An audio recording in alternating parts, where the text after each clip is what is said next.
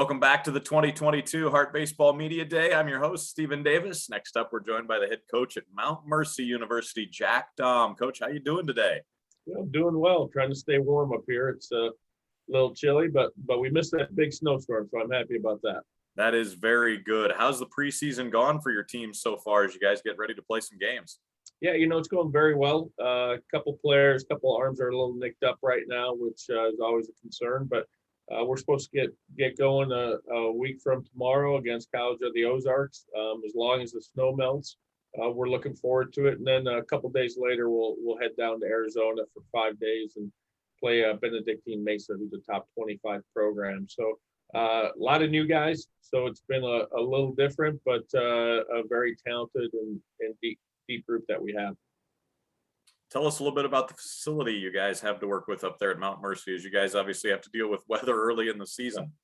You know what? We're very blessed. First of all, our turf facility, we're actually hoping to open up the last week of February and play the first week of March here with the tremendous turf facility that we have. And then we also built a $4 million indoor complex right across the street with a weight room and batting cages. And we've got hit tracks, Rapsodo, and so we're able to get a lot done. Also, we have an indoor soccer facility about 8 minutes away that we use, then also an indoor baseball facility that we were at last night until about 11:15 at night, where you can actually hit live. So really, even though we're up north, we have some facilities we can get better. It's not like being outside. We also have Win Reality, which is the virtual hitting now. So we're doing everything we can, trying to get our guys ready to go, but it's still different once you get outside. And it's tough playing the first game where you haven't been out there, but it's part of Northern baseball, and I've been dealing with that for 27, 28 years. Yeah, you said it. You've been dealing with it a long time. Your resume impressive. Head coaching stops at Iowa and Creighton. What brought you to Mount Mercy and Cedar Rapids as you continue to deal with that cold weather early in the season? Well, you know what? When I didn't get re-signed at the University of Iowa, I actually thought after 20 years of being a head coach, I was a head coach at the age of 24, 25 years old. And I actually thought I was going to step away.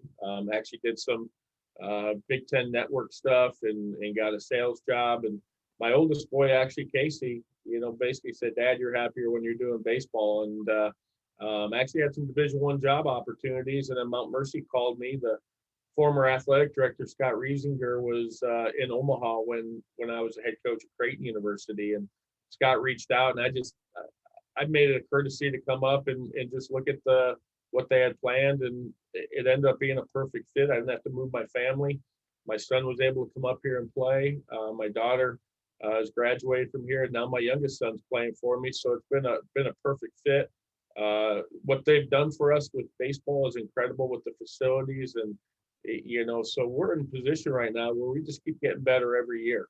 The problem is our league keeps getting better every year. All the teams, it's what a terrific league. It's a big league and a very, very competitive league, and really reminds me of my days at Creighton when we had Wichita State was a premier program in the country, and we've kind of got that with Central Meth right now. And they just keep getting better. But what they're doing is they're pulling everybody up with them. We're working extremely hard to try to catch them and Clark and Mid-Am and, some tremendous programs. And what Central Method's doing, they're just elevating everybody else in our league. Well, for folks who haven't seen one of your teams play, how would you describe it? What do you want your teams to look like when they take the field? What kind of baseball do you hope to play? You know what? I want to see a team that just plays good, solid baseball. It comes down to pitching, playing defense, and timely hitting. You're going to see some pretty good athletes out there. We have a little more pop in our lineup than we had previously, which we needed to get. But we'll steal bases. We'll find ways to manufacture runs. And when we're playing good, solid baseball, we're not going to be beating ourselves. And I'm excited about the depth that we have. We were expecting a pretty good year last year, and we just got banged up on the mound. 3 of our top 5 pitchers were out, and we had to overuse our starters.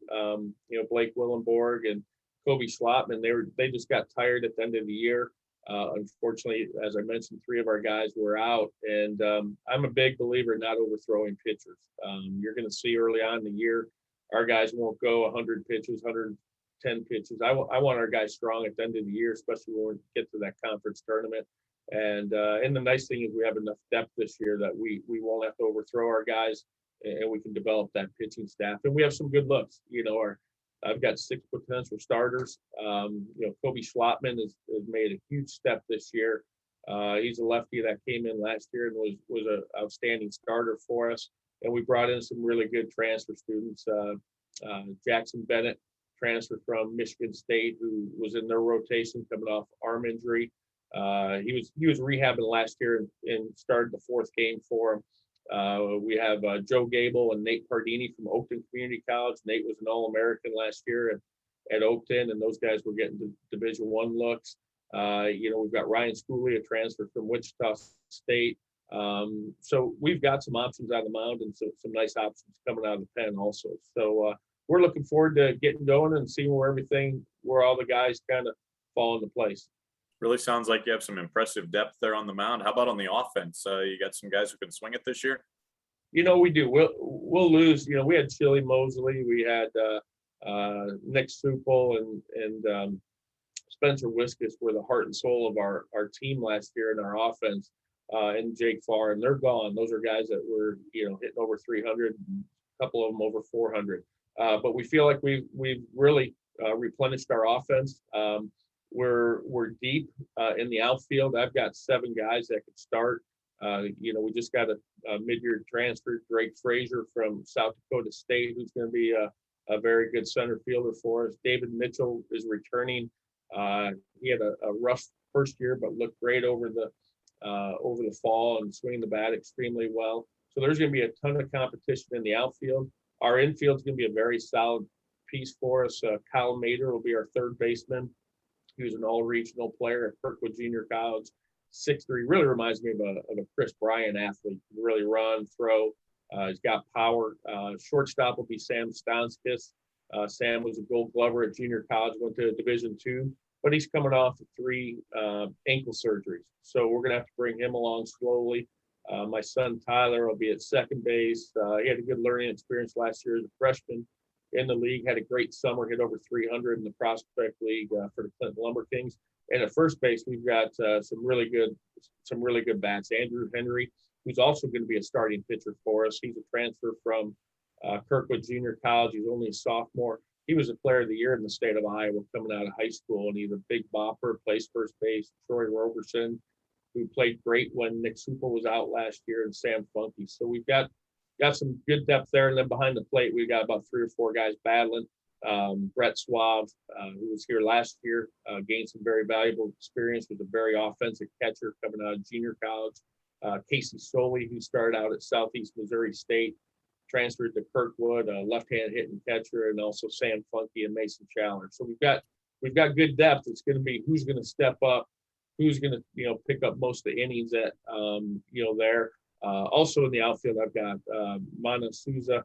Mana played for us last year as a transfer from KU. He'll be our DH and a left fielder for us also. So we've got some options. And again, with so many new guys, a lot of times, especially when you get D1 transfers and high-end JUCO guys, they think it's going to be an easy transition, and it's different. Guys, you're not going to see as many power arms. You're going to have to get used to guys pitching backwards, and handling. They all think they're going to come in. Their individual goals are always to be an All-American. Well, they don't realize that the talent level that's in this league and at the NAIA level. Absolutely. All right, Coach, we're going to wrap things up with 4 quickies. Give me first answer that pops into your head. All right. All right. All right. What do you hope your team learned from these last 2 seasons that were a little abnormal as far as lessons they can take onto this season and maybe into life in general? Perseverance and toughness. All right. Mount Mercy campus. It's a unique one up there in Cedar Rapids. What's the key feature you like to show recruits when they come on campus? Well, with this weather, it's the tunnels that we have. So you can get all over campus in the tunnels and don't have to go outside. Awesome. All right. Best place to eat in Cedar Rapids. What's the go-to if you're going out with the family or maybe with your coaching staff? You know what? I live in Coralville, Iowa City still, but it's Mulligan's or TikTok, and I'll take my staff out there for our meetings, and they have good food and maybe a cold beverage. There you go. And then we're wrapping things up, asking every coach in the league this. What's the first thing that pops into your mind when we say Heart baseball? Just demanding, tough, depth, and talented coaches. But it's a tough conference from top to bottom. Coach Dahm, great stuff. Thanks for your time. Good luck this year. Thanks a lot. Appreciate it.